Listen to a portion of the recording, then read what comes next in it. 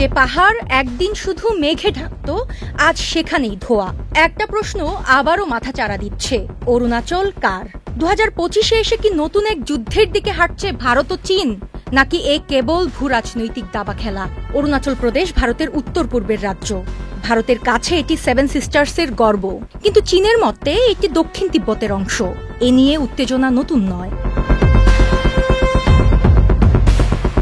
1962 সালে দুই দেশ যুদ্ধে জড়ায়, যার ফলাফল আজও ইতিহাস রয়ে গেছে। 2025 সালে আবারও উত্তেজনা বাড়ে, কারণ চীন তাদের নতুন ম্যাপে অরুণাচলকে অন্তর্ভুক্ত করে।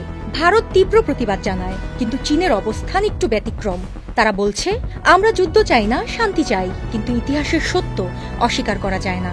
যমুনা ইলেকট্রনিক্স ঈদে ডাবল খুশি অফার সিজন 3, যে কোনো পণ্য কিনলেই পাচ্ছেন নিশ্চিত ঈদ উপহার। চীন আজকের দিনে অনেক বেশি কৌশলী। তারা সীমানা দাবি করে ঠিকই, কিন্তু যুদ্ধ নয়। তারা কূটনৈতিক চাপ আর অর্থনৈতিক প্রভাব ব্যবহার করে। ভারতও পিছিয়ে নেই। সীমান্তে রোড, ইয়ার্ড ট্রিপ এবং সেনা মোতায়েন আগের চেয়েও বেশি। কিন্তু যুদ্ধ কি সত্যি আসন্ন? বিশ্লেষকরা বলছেন, দুই দেশই জানে যুদ্ধ মানে হার হার পরিস্থিতি।